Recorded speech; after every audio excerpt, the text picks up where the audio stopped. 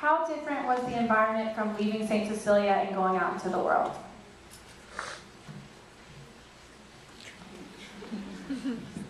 So when I was here in St. Cecilia, I think there's about two black girls I think in our class, even Edwina.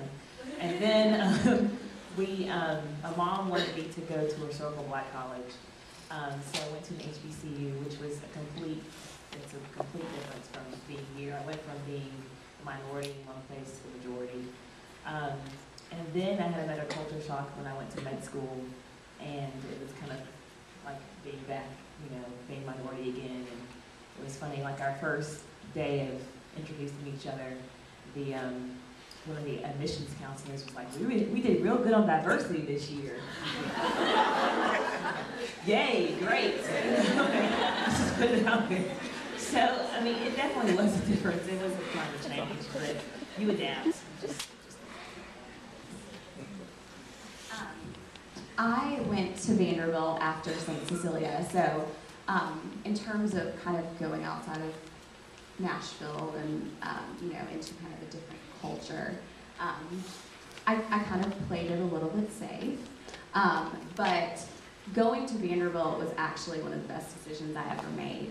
I think that Vanderbilt is the stereotype a lot of not being very diverse, and people always ask me, I do interviews with potential students now, and like turning in reports on them and things like that. But whenever I get the question about like, is Vanderbilt really that diverse? I love answering the question because Vanderbilt was a very diverse place because I looked for it. If you go to college and stay in your comfort zone, it's very easy to not be in a diverse place. But if that's something that's important to you, it's out there wherever you go. I attended Vanderbilt on the Chancellor Scholarship, which was given to students for a commitment to leadership, scholarship, community, and diversity. So when I went there, because they had given me this great gift of a full tuition scholarship to Vanderbilt, I felt like I had to give back something to the university. So for me, going out into the world and into college, it was really kind of finding myself in a lot of ways.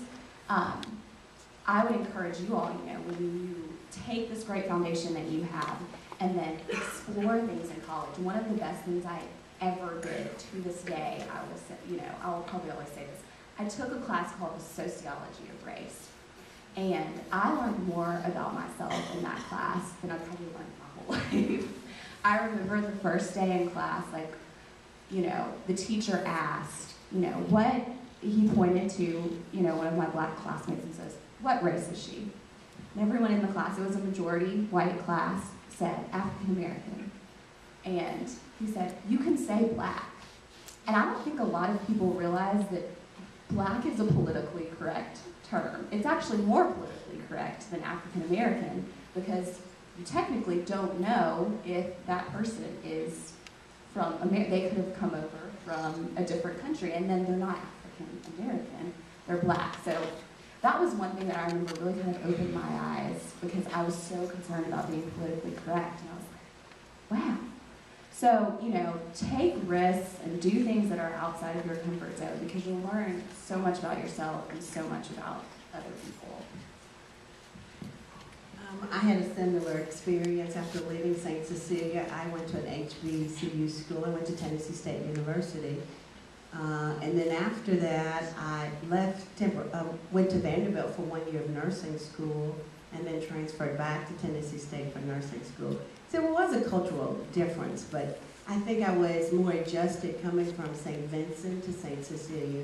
I was able to go back and go to Tennessee State without a lot of difficulty. I think our experience here prepares you for whatever you're going to face when you leave. And I think you're more prepared maturity-wise and mentally, so that when you're faced in these situations where you are the only one, and there's still situations today that I find myself being the only one, and it doesn't bother me. I think you take it as a challenge to project yourself in the best possible light.